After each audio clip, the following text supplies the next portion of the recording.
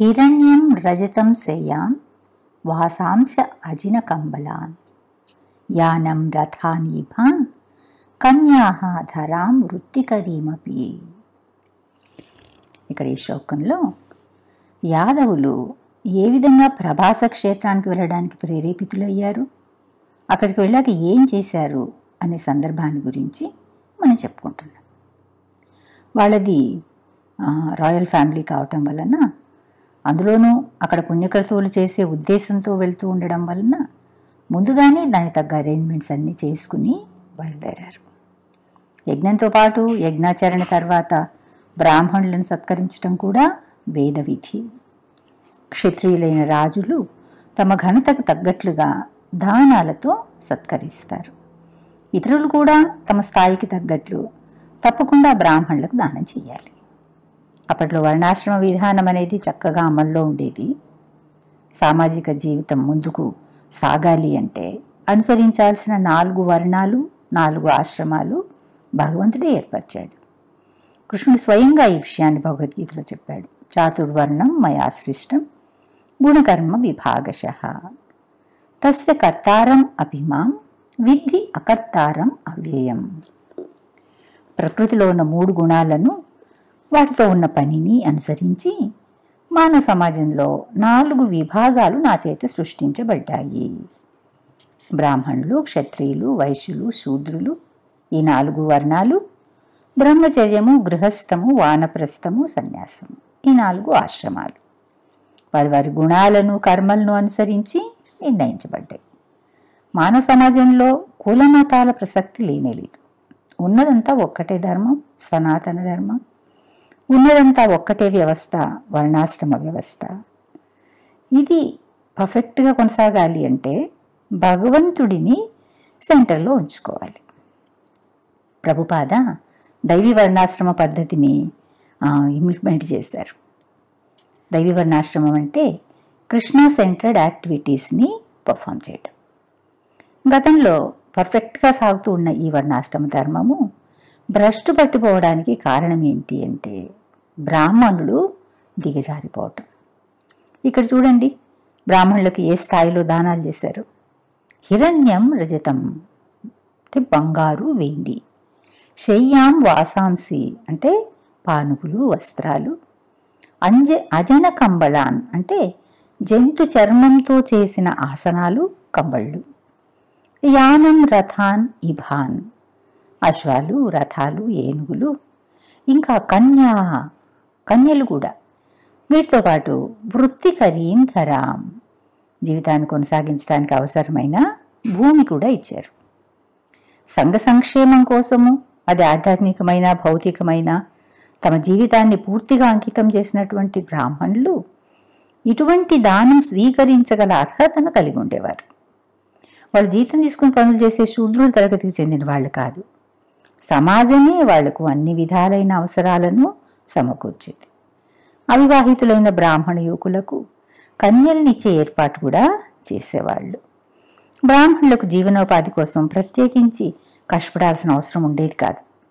క్షత్రియులైన రాజులు, శ్రీమంతులైన వైశ్యులు వాళ్ళను అవసరమైన వాటన్నిటినీ వాళ్లకు సమకూర్చేవాళ్ళు. బ్రాహ్మణులు మేధావంతులు కావటం వలన పరిపాలకులైన రాజులకు తగిన సలహాలను ఇస్తూ మంత్రాలోచనలో సహకరించేవారు. సత్ప్రవర్తనతో కూడిన నియమాల ద్వారా సమాజాన్ని ముందుకు నడిపించడంతో పాటు వాళ్ళలో ఆధ్యాత్మిక చైతన్యాన్ని తీసుకురావటం వంటి ఉన్నతమైన కార్యాలను నిర్వహించేవారు. నిజానికి బ్రాహ్మణులంటేనే సింపుల్ లివింగ్, హై థింకింగ్. అయితే వాళ్లకు అశ్వాలు, రథాలు, ఏనుగులు లాంటి ఆడంబరాలు కూడా అందుబాటులోకి రావటం వలన సెల్ఫ్ గ్రాటిఫికేషన్కి అలవాటు పడ్డారు. క్రమంగా కష్టపడకుండానే సుఖాలు అందుబాటులోకి వచ్చేస్తున్నాయి. ఇంకా తమ బ్రాహ్మణిక క్వాలిటీస్ని కూడా పోగొట్టుకున్నారు. కుల సంతతిగా బ్రాహ్మణులు అనిపించుకోవడం తప్ప బ్రాహ్మణులుగా ఉన్నతమైన తమ స్థాయిని పోగొట్టుకున్నారు. ఈ అయోగ్యత కారణంగా ఇతరులను లీడ్ చేసే శక్తి ఆటోమేటిక్గా వెళ్ళిపోతుంది కదా. ద్విజులుగా కాకుండా ద్విజ బంధువులుగా తయారయ్యారు. ద్విజ బంధువులు అంటే అర్హత కలిగి ద్విజులైనటువంటి వాళ్లకు బంధువులు అయి ఉండడం, సో కాల్డ్ బ్రాహ్మణాస్ అన్నమాట. ఇప్పుడు సమాజంలో బ్రాహ్మణులుగా చలామణి అవుతున్న వాళ్ళలో 99 మంది ఆల్మోస్ట్ బ్రాహ్మణ లక్షణాలు ఉండవు. బ్రహ్మన్ జానాతీతి బ్రాహ్మణ, బ్రహ్మన్ గురించి తెలుసుకున్నవాడే బ్రాహ్మణుడు. ఒక జడ్జి లేదా ఒక డాక్టర్కు పుట్టినంత మాత్రాన వాళ్ళు కూడా జడ్జి డాక్టర్ అయిపోతారా? స్వయంగా చదివి లా పాస్ అయ్యి లాయర్గా ప్రాక్టీస్ చేయాలి, తను ప్రూవ్ చేసుకోవాలి, అప్పుడు జడ్జి కాగలుగుతాడు. లేదు డాక్టర్ అయితే కూడా అంతే అన్నమాట, ఎంబీబీఎస్ చదవాలి, తర్వాత ప్రాక్టీస్ చేయాలి, అప్పుడు డాక్టర్ అవుతాడు. అంతేగాని జడ్జి కొడుకు అనేసరికి అతను కూడా జడ్జి కాలేడు, డాక్టర్ కొడుకు అనేసరికి డాక్టర్ కాలేడు. తండ్రి గొప్ప పండితుడు కావచ్చు, కొడుకు పండితుడు అవుతాడు అయి ఉంటాడు అని చెప్పలేము. పండిత పుత్ర శృంఠః అనే నానుడు ఉండనే ఉంది. అందువలనే కృష్ణుడు ఈ వర్ణాలను గుణకర్మ విభాగశః ఆ విధంగా సృష్టించాను అని చెప్పాడు. దారి తప్పిన ఈ వర్ణాశ్రమ వ్యవస్థను శ్రీల ప్రభుపాదుల వారు తమ కృష్ణ చైతన్య ఉద్యమంలో ఒక వినూత్నమైన పద్ధతిలో ఆదర్శవంతమైన బ్రాహ్మణులు తయారయ్యేలాగా ఆయన ఇంప్లిమెంట్ చేశారు. శరీరానికి శిరస్సు ఎంత ముఖ్యమో సమాజానికి బ్రాహ్మణులు కూడా అంతే ముఖ్యం. చాలామంది ఇస్కాన్ డివోటీస్ అసలు బ్రాహ్మణులు కాదు అని చాలామంది క్రిటిసైజ్ చేస్తారనమాట. కానీ ఎవరైనా సరే భగవంతుని సేవించడం కోసం తమ కుటుంబాలను వదిలేసి ఎప్పుడైతే మందిరంలో జాయిన్ అవుతారో అప్పుడే వాళ్ళు బ్రాహ్మణుల యోగ్యతను సంపాదించుకున్నట్లు. నిజానికి ప్రభుపాద ఎస్టాబ్లిష్ చేసిన ఇస్కాన్ ఆర్గనైజేషన్లో ఎవరైనా సరే అందులో చేరిన వ్యక్తులందరూ కూడా బ్రాహ్మణుల కంటే ఒక మెట్టు పైనున్న వైష్ణవులుగా శిక్షణ ఇవ్వబడ్డారు. అటువంటి ట్రైనింగ్ ఇవ్వడానికి ప్రభుపాద కేవలం కుల బ్రాహ్మణులకు ప్రాధాన్యత ఇవ్వలేదు. నిజానికి ఆయన ఇతర వర్ణాలకు చెందిన వ్యక్తులనే కాదు మ్లేచ్చులను కూడా వైష్ణవులుగా తీర్చిదిద్దారు అని చెప్తుండేవారు. పెద్ద పెద్ద టెంపుల్స్ కట్టడంలో మనం అడ్వాన్స్ అయినట్లు కాదు, దైవీ వర్ణాశ్రమ సిస్టమ్ని ప్రతి టెంపుల్లోనూ ఇంప్లిమెంట్ చేయాలి. శుద్ధ వైష్ణవులైన ప్రభుపాదుల వారు ఫ్లోర్ క్లీనింగు, డిష్ వాష్ చేయటము, కుక్ చేయటము, ఆఫరింగ్ చేయటము, ప్రసాదం డిస్ట్రిబ్యూట్ చేయడము, అంతేకాకుండా బుక్ డిస్ట్రిబ్యూషను, అడ్మినిస్ట్రేషను, మేనేజ్మెంట్ ఇటువంటి పనులన్నీ ఆయన స్వయంగా చేశారు. వీటిలో క్షత్రియులు చేసే పని ఉంది, బ్రాహ్మణులు చేసేది, వైశ్యులు చేసేది, శూద్రులు చేసే పని కూడా ఉన్నాయన్నమాట. అదే వైష్ణవుల ప్రత్యేకత అంటే.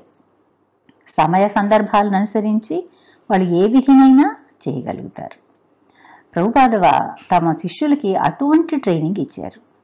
తమ జీవితాన్ని భగవంతుడి సేవకు అంకితం చేసుకున్న వాళ్లను ఎటువంటి అసౌకర్యము కలగకుండా ఉండేలాగా ప్రభుపాద జాగ్రత్త తీసుకుంటారు. 1970 అంటే ఆ 1970s తర్వాత ఇండియన్స్ కాస్త మూమెంట్ పట్ల అట్రాక్ట్ కావడము, ప్రభుపాద బుక్స్తో ఇన్స్పైర్ అయ్యి టెంపుల్లో చేయడం లాంటివి జరిగాయి. కానీ ప్రారంభంలో అందరూ వెస్టర్న్ డివోటీసే. వాళ్ళందరూ సుఖాల్లో పుట్టి పెరిగి స్వేచ్ఛగా తిరిగినటువంటి వాళ్ళు. అటువంటి వాళ్లకు ఏ లోటు రాకుండా ఉండేలాగా ఒక తండ్రిలాగా వాళ్ళ అవసరాలన్నీ కూడా ప్రభుపాద గమనిస్తారు. బృందావనంలో కృష్ణ బలరామ మందిరం కడుతున్నప్పుడు ప్రభుపాద మొదట వాళ్ళకి ఆశ్రమం కట్టించడానికి ప్రయారిటీ ఇస్తారు. ఈ ఆర్గనైజేషన్లో డివోటీస్కు ఎన్నో ఫెసిలిటీస్ ఉన్నాయి. నిత్యావసరాల కోసం కష్టపడము, పనులు చేయడము లాంటివి ఏం చేయక్కర్లేదు. నిష్పూచిగా భగవంతుడి సేవలో ఎంగేజ్ అయ్యి ఉంటారు. ప్రభాస్ తీర్థంలో వాళ్ళు బ్రాహ్మణులను సేవించి అనేకమైన కానుకలు ఇవ్వడం జరిగింది. అంటే బ్రాహ్మణుల పట్ల గౌరవ విధేయతలు ప్రదర్శించడము చాలా ముఖ్యం అన్నమాట. భగవంతుడి రిప్రజెంటేటివ్స్ అంటున్నాం బ్రాహ్మణులని. సమాజాన్ని ఆధ్యాత్మిక పురోగతి వైపుకు తీసుకువెళ్ళటము వాళ్ళ బాధ్యత. కృష్ణుడిని నమో బ్రాహ్మణ్య దేవాయ గో బ్రాహ్మణ హితాయచ అన్నారు కదా. ఎప్పుడూ తన భక్తులను సంతోషపెట్టడం పట్ల ఆయన ఆసక్తితో ఉంటాడు. భక్తులు ఎప్పుడూ సంతోషంగా ఉంటారు భగవంతుని సేవిస్తున్నప్పుడు. ఈ కలియుగంలో స్పిరిచువల్కి సంబంధించి దేన్ని తీసుకున్నా కూడా డిఫికల్టే అన్నమాట. ఎందుకు ఇంట్లో కూర్చుని పుస్తకాలు చదివినంత మాత్రాన పరిపూర్ణంగా కృష్ణ అర్థం చేసుకోవడం కష్టం. భక్తి సేవను కొనసాగించడానికి భక్తుల అసోసియేషన్ తప్పకుండా తీసుకోవాలి. అందువల్లనే ప్రభుపాద కేవలం బుక్స్ రాయడంతో సరిపెట్టలేదు. భక్తులు కలిసి జీవించే అవకాశం కల్పించడానికి ఒక ఆర్గనైజేషన్ ఎస్టాబ్లిష్ చేశారు. అది కేవలం ఒక కల్ట్ కాదు, సమస్తము భగవంతుడి పరంగా చేసేటటువంటి వైష్ణవ కమ్యూనిటీ. వైష్ణవులతో డీల్ చేయడం అనేది తమ హృదయంలోని కంటామినేషన్ని తొలగించుకోవటానికి దొరికే గొప్ప అవకాశం. మామూలుగా అయితే హరికృష్ణ మంత్రం జపం చేస్తున్న అందరినీ వైష్ణవులు అని అంటారు. అయితే ప్రారంభంలో వాళ్ళలో ఆ క్వాలిటీ లేకపోవచ్చు. అయితే స్థిర సంకల్పంతో కృష్ణ భక్తిని సాధన చేస్తూ ఉన్నప్పుడు తప్పకుండా వైష్ణవుడు అవుతాడు. ఇది యథార్థమైన సంస్కృతి. ప్రభాస్ తీర్థంలో యదువంశస్థులు ప్రదర్శించిన వాళ్ళ ప్రవర్తన ఈ మానవ జీవితంలో పర్ఫెక్షన్కి చక్కగా సరిపోతుంది. దీన్ని సంస్కారవంతమైన ప్రవర్తన అంటారు. ఇటువంటి ప్రవృత్తి కలగాలి అంటే మానవ సమాజం 3 నియమాలని తప్పనిసరిగా పాటించాలి. గోరక్షణ, బ్రాహ్మణత్వాన్ని గౌరవించటం, అన్నిటికంటే ముఖ్యంగా కృష్ణ భక్తులు కావడం. కృష్ణ భక్తులు కాకుండా జీవితంలో పరిపూర్ణతని ఎవరికి దొరకదు. కానీ భక్తులు కావాలి అంటే మొదట కొంత యోగ్యతను సంపాదించుకోవాలి. మనం ఎవరైనా సంతోషపెట్టాలి అంటే ఏం చేస్తాము? వాళ్ళకి ఇష్టమైన పనులు చేస్తాం కదా. కృష్ణుడికి ప్రియమైన వాటిలో మొదటిది గోవులు. వాటికి ప్రధానమైన స్థానం ఉంది. గో బ్రాహ్మణ హితాయచ. మొదట గోవులు, తర్వాత బ్రాహ్మణులు. కానీ రోజు రోజుకు పతనమైపోతున్న కలియుగంలో గోవులను సంరక్షించడం తర్వాత మాట, మొదట వాటిని చంపకుండా ఉండాలి అంటే చట్టాలు తేవాల్సి వస్తుంది. గోవధ నిషేధం అని చట్టం చేస్తే దాన్ని ఆపడానికి ఎన్నో సంఘాలు, వ్యక్తులు ఉద్యమాలు చేశారు. జీవచాపల్యం అంత దారుణంగా ఉంటుంది. మరీ అంత నోరు కట్టుకోలేకపోతే ఇతర చిన్న ప్రాణులను తినడానికి శాస్త్రాలు అంగీకరించాయి. అయితే అది కూడా వాళ్ళు ఇష్టం వచ్చినట్లు చంపి తినడానికి కాదు. నెలలో ఒక అమావాస్య నాడు అర్ధరాత్రి పూట ఊరి బయట కాళికి బలిచ్చి అప్పుడు తీసుకోవచ్చు. బలులు ఇవ్వడానికి, మాంసభక్షం చేయడానికి శాస్త్రాలు అనుమతించాయి అని వేదాల్లో ఇటువంటివి ఉదాహరణగా చూపిస్తూ ఉంటారు. నిజానికి వేదాలు మాంసభక్షణను అనుమతించడం లేదు, రిస్ట్రిక్ట్ చేస్తూ ఉన్నాయి. అసలు మద్యపానము, మాంసభక్షణ వాటిని చెయ్యనే కూడదు. ఒకవేళ వాటిని ఎలాగైనా చేసి తీరాలి అనే కోరికను నియంత్రించుకోలేని వాళ్లకు ఇదిగో ఈ పద్ధతిలో అయితే ఏవో కొన్ని సందర్భాల్లో తీసుకోవచ్చు అని ఒక కట్టుబాటును విధించి, ఒక నియమంగా విధించడం జరిగింది. వీటిని ఉపయోగించుకునే వాళ్ళు ఇంకొక విషయం కూడా గుర్తుపెట్టుకోవాలి. ఇవన్నీ దోషపూరితమైన కార్యాలు కావటం వలన వాటి వలన కలిగే కర్మబలాన్ని తప్పకుండా వాళ్లే అనుభవించాలి. అసలు మాంస అంటే అర్థం ఏంటో తెలుసా? మాంస అంటే జనరల్గా ఏం చేస్తున్నారు, ఎందుకు చంపుతున్నారు? ఈ జన్మలో నా టంగ్ని నేను సాటిస్ఫై చేసుకోవడానికి, నా జిహ్వను సాటిస్ఫై చేసుకోవడానికి నేను చంపుతున్నాను, తర్వాత జన్మలో నువ్వు నన్ను చంపొచ్చు అని. నిజానికి దీని గురించి తెలిస్తే ఎవరు, ఇప్పుడు ఈవెన్ ముస్లిమ్స్ చూడండి, వాళ్ళు కూడా హలాలని చేస్తారు. ఆ సందర్భంలో వాళ్ళు ఇటువంటి మంత్రాన్ని చెప్తారనమాట. సరే తెలుసో తెలియకో అటువంటి పాపకర్మ చేయడానికి సిద్ధపడుతున్నారు అంటే ఈ నేచర్స్ లా అనేది ఎటువంటి శిక్ష వేస్తుందో దాన్ని తప్పకుండా అనుభవించి తీరాలి. మనం తయారు చేసుకున్న న్యాయము, చట్టం నుంచి తప్పించుకోవచ్చేమో కానీ ప్రకృతి చట్టాన్ని ఎవరు అతిక్రమించలేరు. అల్ప ప్రాణులను చంపితేనే ఇటువంటి ఫలితాన్ని అనుభవించాలి అంటే ఇంకా మాతృస్థానంలో ఉన్న ఆవును చంపితే వాటి దేహం పైన ఎన్ని రోమాలున్నాయో అన్ని జన్మలు వెలుతురు కూడా చూడకుండా చీకట్లోనే మగ్గాల్సి వస్తుంది. గోవులను సంరక్షించటము, సమాజానికి శిరస్సు లాంటి బ్రాహ్మణులను గౌరవించటము నాగరికతకు చిహ్నం. భక్తి మార్గంలోకి రావాలి అంటే ఈ విధులన్నీ తప్పనిసరిగా పాటించాలి. 84 లక్షల జీవరాశుల్లో మనుషులకు మాత్రమే ఇటువంటి ఫెసిలిటీ ఉంది. ఇతర జన్మల్లో అనివార్యమైన జన్మ, మృత్యు, జరా వ్యాధులను అనుభవిస్తూ భౌతిక జగత్తులోని వివిధ లోకాల్లో పరిభ్రమిస్తూ ఉండాల్సి వస్తుంది. ఈ భవరోగం నుంచి బయటపడి ఆధ్యాత్మిక జగత్తుకు చేరగలగడమే మానవ జీవితానికి పరిపూర్ణత. ఆ ఒకే ఒక్క లక్ష్యాన్ని చేరుకోవడానికి ఈ జీవితాన్ని ఉపయోగించుకోవాలి. అంతేగాని పర్వతాలు అధిరోహించడము, రెక్కలు కట్టుకుని గాల్లో ఎగరడము, ఎగిరి విమానంలో నుంచి కిందికి దూవడము, ఇటువంటివి ఎన్ని చేసినా టెంపరీగా థ్రిల్ కలుగుతుందేమో కానీ ప్రయోజనం ఏం లేదు. ఆ సాటిస్ఫాక్షన్ కోసం లైఫ్ రిస్క్ చేయడం అవసరం? అసలు ఆలోచించాలి. మానవ జీవితం విలువ తెలిసిన వాళ్ళు ఎవరు తాత్కాలికమైన ఆనందాన్ని పొందడం కోసం ఈ జీవితాన్ని జారవిడ్చుకోరు. భక్తి సేవా విధానంలో భగవంతుని సేవించడంతో పాటు ప్రసాద సేవనానికి కూడా చాలా ఇంపార్టెన్స్ ఉంది. మొదట భగవంతుడికి అర్పించకుండా ఉన్న ఆహారాన్ని భక్తులు ఎవరు తీసుకోరు. అసలు వంటకాలను ప్రిపేర్ చేసినప్పుడు దాన్ని భోగ అంటారు. భగవంతుడికి అర్పించిన తర్వాతనే అది ప్రసాదం అవుతుంది. ఎటువంటి భోగాన్నైనా అనుభవించే పరమభోక్త కృష్ణుడొక్కడే. యజ్ఞాలు చేసినప్పుడు కూడా అష్టదిక్పాలకులకు, బ్రహ్మాశివులకు అందరికీ భాగం ఇస్తారు. అయితే వాళ్ళందరూ కూడా దాన్ని కృష్ణ ప్రసాదంగా తీసుకుంటారే తప్ప భోగాగా తీసుకోరు. నిజానికి భగవంతుడే జీవులందరికీ సకల సౌకర్యాలతో పాటు ముఖ్యమైన ఆహారాన్ని కూడా సమకూరుస్తున్నాడు. ఒక్కసారి ఆలోచించి చూడండి, ఆహారం గురించి కానీ, నివాసం గురించి కానీ ఆయన అన్ని ఇంగ్రీడియంట్స్ సప్లై చేస్తున్నాడు. చేయకపోతే ఏమవుతుంది? పాలు, పండ్లు, కూరగాయలు, ధాన్యము, చివరికి నీళ్లు ఆయన సరఫరా చేస్తూనే వస్తున్నాయి. ఎక్కడ ఏ ఫ్యాక్టరీలోనూ ఏ ల్యాబ్లోనూ వీటిని తయారు చేయటం లేదు, చెయ్యలేరు. ఆయన ఇచ్చిన అన్నింటినీ ఉపయోగించి వివిధ రకాలైన వంటకాలను తయారు చేసినప్పుడు వాటిని మనకు అందించిన భగవంతుడికి అర్పించటాన్నే కాస్త గ్రాటిట్యూడ్ చూపించడము అంటాం, కృతజ్ఞతను చూపించటం. ఆయన యజ్ఞపురుషుడు. భౌతికమైన కోరికలు నెరవేర్చుకోవటానికి వివిధ దేవతల పేర్లతో యజ్ఞం చేసినప్పటికీ కూడా చివరిగా ఆ యజ్ఞం విష్ణు సంతృప్తికే. ఆయన అనుమతి లేకుండా ఏ దేవత అయినా స్వతంత్రంగా వరాలు ఇవ్వలేరు. ఇచ్చినప్పటికీ అవి తాత్కాలికమైన వరాలే అవుతాయే తప్ప శాశ్వతమైన ఫలితాన్ని అయితే ఇవ్వవు. యజ్ఞభూక్తమైన ఆహారాన్ని స్వీకరించే వాళ్ళు సమస్తమైన పాపాల నుంచి ముక్తులవుతారు అని భగవద్గీతలో చెప్పబడింది. యజ్ఞశిష్ట ఆచినః సంతో ముచ్యంతే సర్వకిల్బిషై భుంజతే తేతు అఘం పాప ఏ పచంతి ఆత్మకారణాత్. భగవంతుడికి అర్పించిన దాన్ని కాకుండా వేరే దాన్ని భక్తులు తీసుకోరు. తమ ఇంద్రియ తృప్తి కోసం ఆహారాన్ని ప్రిపేర్ చేసుకునే వాళ్ళు, అంటే ఇష్టమైనవన్నీ వండుకుని తినడం అన్నమాట, వాళ్ళు సకల విధాలైన పాపాన్ని భోంచేస్తున్నట్లే. ఈ పర్పోట్లో బ్రాహ్మణులకు వైష్ణవులకు మధ్య ఉన్న తేడాను గురించి తెలియజేశారు. ఇంతకుముందే చెప్పినట్లు బ్రాహ్మణులు సమాజాన్ని నడిపించటానికి అవసరమైన సలహాలు ఇవ్వగల మేధస్సు కలిగి ఉంటారు.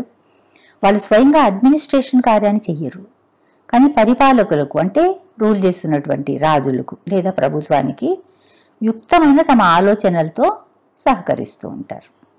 భగవంతుడు విశ్వరూపం చూపించినప్పుడు ఆయన వదనం బ్రాహ్మణులను, భుజాలు క్షత్రియులను, ఉదరం వైశ్యులను, పాదాలు శూద్రులను తెలియజేయడం జరిగింది. భౌతిక జగత్తులో ఉన్న కార్యకలాపాలను నిర్వహిస్తూ ఆధ్యాత్మికతకు వెళ్లే మార్గాన్ని బ్రాహ్మణులు చూపిస్తారు. అయితే వైష్ణవులు పరతత్వమైనటువంటి భగవంతుణ్ణి పరమోన్నతం అయిన సచ్చిదానందమూర్తిగా గుర్తించి సేవిస్తారు. వాళ్ళు భౌతిక జగత్తులో ఉన్నప్పటికీ నిమిత్త మాత్రంగా ఉండి భగవంతుడి ఆదేశాన్ని నెరవేరుస్తుంటారు. అందువల్ల వైష్ణవులు ఎప్పుడూ బ్రాహ్మణుల కంటే ఒక మెట్టు పైనే ఉంటారు. ముఖ్యంగా భక్తులు అందరూ వైష్ణవులుగానే గుర్తించబడతారు. ప్రభాస్ తీర్థంలో తయారు చేయబడిన ఆహార పదార్థాలన్నీ మొదట దేవదేవుడైన విష్ణువుకు అర్పించి తర్వాత బ్రాహ్మణులకు ఇచ్చారు. అనేకమైన కానుకలతో వాళ్ళని సంతృప్తులను చేసి తమ శిరస్సులు నేల కానించి శ్రద్ధగా వాళ్ళకు నమస్కారం చేస్తారు. నాస్తికులైన కమ్యూనిస్టులు బలహీనులైన వారి సెంటిమెంట్ని ఆధారంగా చేసుకుని వాళ్ళని ఇన్ఫ్లుయెన్స్ చేస్తారు. సాధారణంగా క్రిస్టియన్లు చర్చికి వెళ్ళి give us our daily bread అని ప్రార్థిస్తారు కదా. వాళ్ళు చర్చి నుంచి బయటకు వచ్చాక ఈ కమ్యూనిస్టులు ఏం చేస్తారు? మీరు చర్చి లోపల ఏమని ప్రేయర్ చేశారు అని అడుగుతారు. వాళ్ళు మాకు రోజు వాటి బ్రెడ్ ఇవ్వమని అడిగాము అంటారు. మరి మీ బ్రెడ్ దొరికిందా అని వాళ్ళు అడుగుతారు. మీ సమాధానం చెప్పలేరు కదా, తలదించుకుంటారు. మీకు బ్రెడ్ కావాలంటే మమ్మల్ని అడిగి చూడండి అంటారు వాళ్ళు. వాళ్ళు అడుగుతారనమాట, ఓ కమ్యూనిస్ట్ బ్రదర్ మాకు ఈ పూటకి బ్రెడ్ సప్లై చేయండి. వెంటనే ఈ కమ్యూనిస్టు సోదరులు వ్యాన్ డోర్ ఓపెన్ చేసి తాము తెచ్చిన లోడ్ బన్నులు బ్రెడ్ అన్ని తీసుకొచ్చి ఉంటారు, వాటిని డిస్ట్రిబ్యూట్ చేస్తారు. ఇప్పుడు చెప్పండి, మేం గొప్ప, క్రైస్ట్ గొప్ప? పాపం వాళ్ళు ఏం చెప్తారు? బ్రెడ్ గురించి అడగగానే దొరికింది వీళ్ళ నుంచే కదా, మీరే గొప్ప అంటారు. ప్రభుపాద దీన్ని ఎగ్జాంపుల్గా ఇస్తూ వాళ్ళు ఇగ్నరెంట్ పీపుల్ కనుక అలా ఒప్పుకున్నారు, లేకపోతే యూ రాస్కెల్ మీకు అంటే ఎక్కడి నుంచి వచ్చాయి ఇవన్నీ? Where from you get these ingredients?